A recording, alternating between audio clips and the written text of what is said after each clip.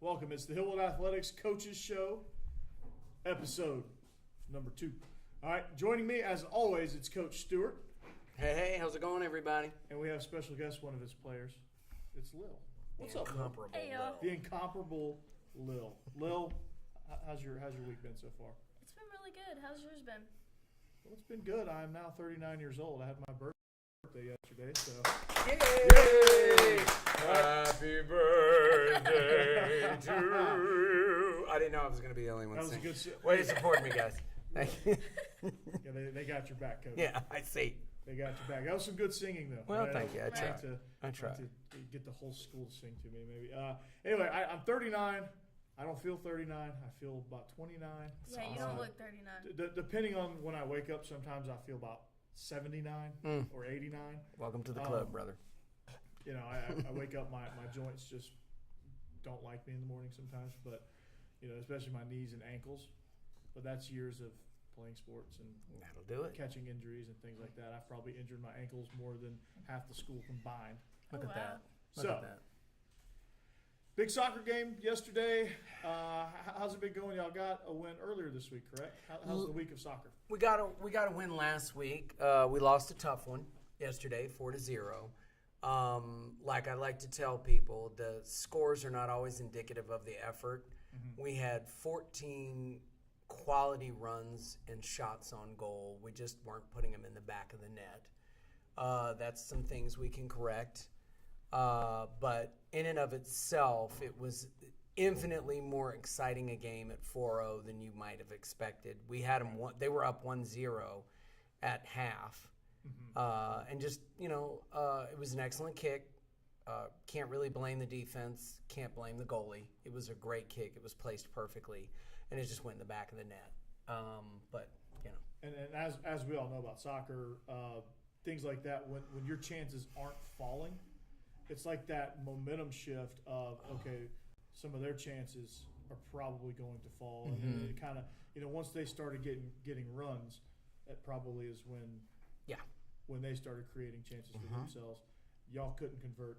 They did. And it's just kind of the wacky nature of soccer. So, Lil, what were your immediate thoughts on the game and how can we improve going forward?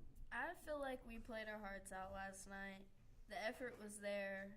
We couldn't seem to get in the back of the net. And sometimes that just happens. And, it takes us to get scored on, it seems like, for us to really step our game up a lot of times. But, last night we just couldn't get it together. Fairview had a great goalie. Their defense was phenomenal. They worked very well as a team. And that's just something we need to work on.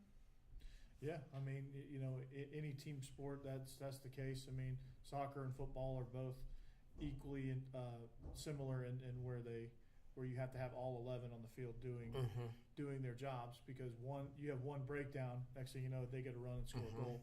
Offensively, you get one breakdown in football, and next thing you know, your quarterback's leaving the game on a stretcher. Or defense, one guy misses his assignment, and they're putting one across the end zone. And that's something that on the football side of things we haven't been able to put together for a full game yet. I think we're providing them, the other team, with opportunities more than we should, whether it be special teams or whether we turn the ball over or just a big play that happens. I mean, McGavick and Pearl Cone have some talented players, and of course their talented players are going to do what they do, Right. and they're going to more than likely capitalize on their opportunities. It's the opportunities that we provide with turnovers and things like that, or big returns in the kicking game, that allow them to make that score a lot bigger, or the scoring gap a lot wider. So, again, it just comes down to experience, playing with each other, getting on the same page, trusting that, hey, this guy's going to make he's going to do his job. He's going to do his job. Probably very similar with y'all sports, especially on the back end. You have to have all 4 girls doing their job. And to me, my soccer career spanned only 4 seasons as an adult, but I played in the net. Okay. And I could see the game completely, the entire field, from the defense up to the midfield. up to the forward. And the communication it takes to organize those four in the back is ridiculous.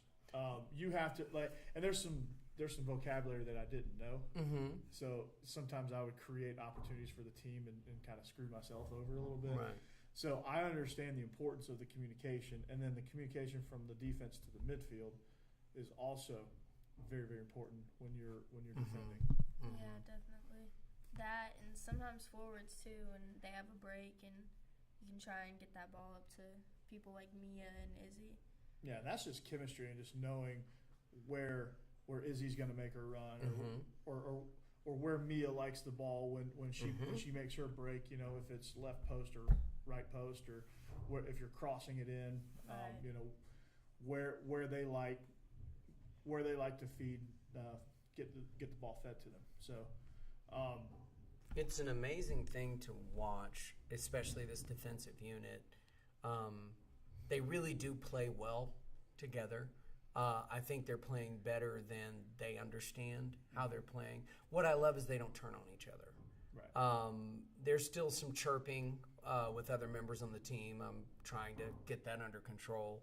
But the defense, regardless, even when they make a boneheaded mistake, and they know they make a boneheaded mistake because I'll hear them, the conversations with each other is not a why did you do that or a put down type of thing. It's much more of a, okay, well, let's get over that and let's go. We'll do it better next time. Or I called it, or I should have listed in my badge. You called it, that type of thing. Right.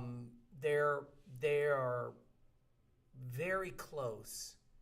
And it may not happen this year. It might happen next year.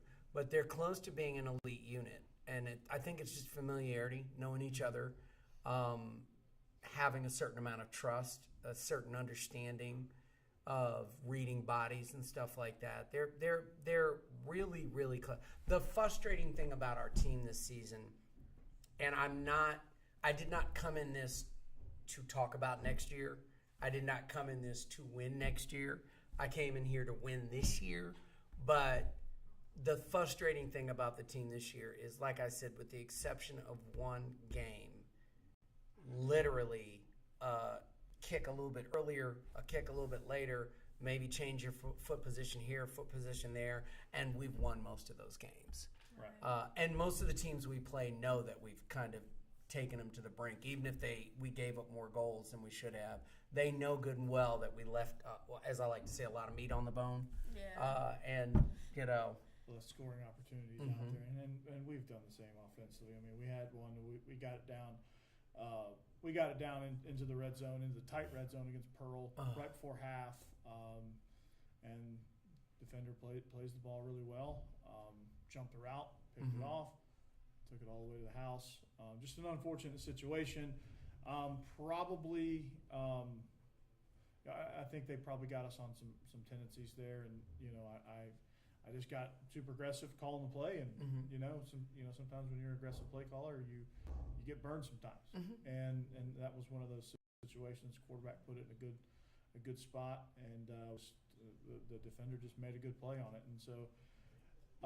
We're kind of very similar in football as far as we're very, very close. I know the scores don't seem that way, but we're very, very close. There's some opportunities where if we, in the Hillwood game, there was a fumble on the first drive where if it doesn't bounce perfectly up to the guy that's running full speed, trailing the play, that if we can get on that ball, maybe we can jump on it, go take it down the other way.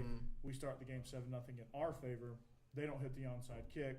They don't get all the momentum by scoring back-to-back touchdowns before the offense ever touches the ball. Right. Maybe that game goes differently. Or in McGavick, maybe if we don't fumble the first snap. Right. Maybe we get a little momentum because, we moved the ball really well.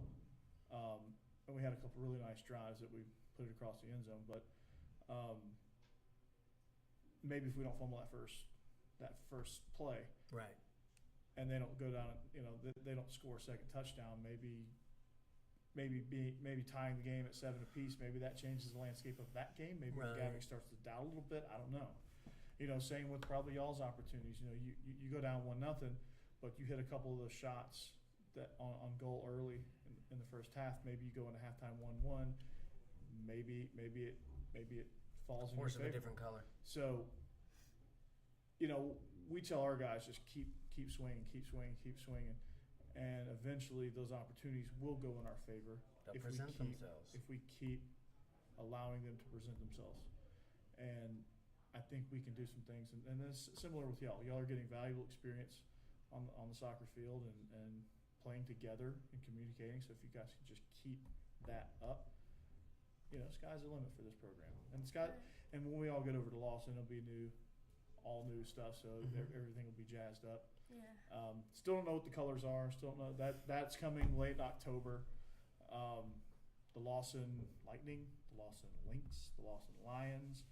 I can tell you we're not going to be green and white. That's the only thing I know.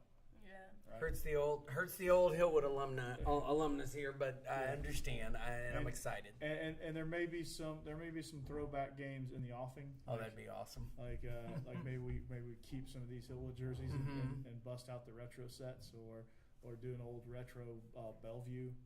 Oh, set. that would be so much fire. If we can get some donations there, I don't know, but Mr. Mitchell is on that. He is. He's on getting all the donations. And as we wrap this coaches show, a couple things. Volleyball they're getting it done. They're doing good. They had one last night. I don't know how it ended up with Glencliff last night, but earlier in the week, or they had a big match with East and came out victorious on that. So. Yep.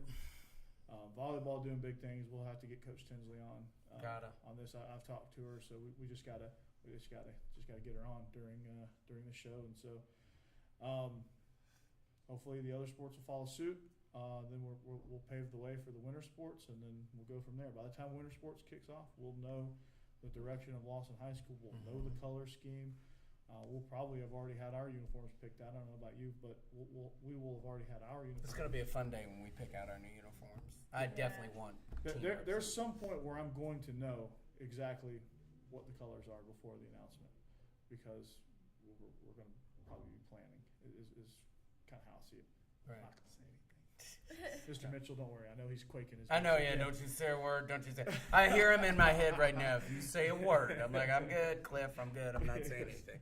I have to make him nervous at least once a show. It's in my contract. So,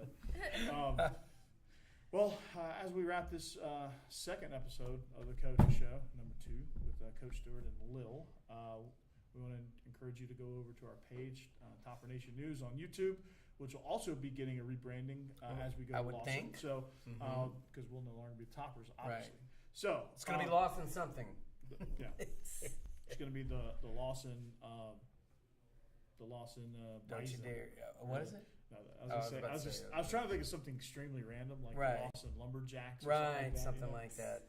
Like Stephen F. Austin. Just go completely off the wall with that. So for Coach Stewart and for Lil, I'm Coach Burton. This has been the Hillwood Athletics Coaches Show. Make sure you go to give2hillwood.com. That's give the number 2 hillwood.com. Visit our alumni pages. Also follow Hillwood Athletics on social media. Follow Topper Nation News on Instagram, Topper_news on Twitter, and subscribe to our channel as well for all the great content from this show, the TNN podcast, and the Burton Boys podcast are all things that are going. We'll also have projects from our classes that get featured, the top performers, I guess. So that's all the content you can find on our channel.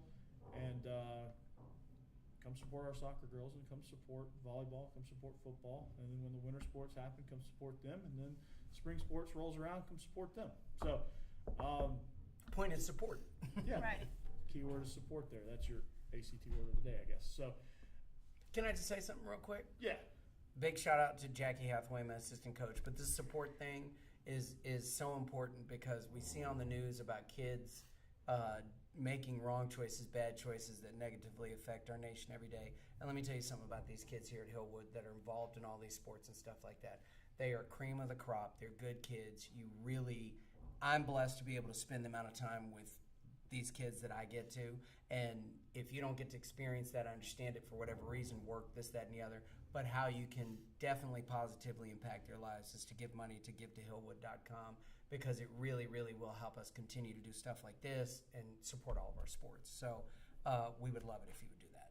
And come to some of the games. All right. And on that note, games. the Hillwood Athletics Coaches Show is out. Have a great weekend.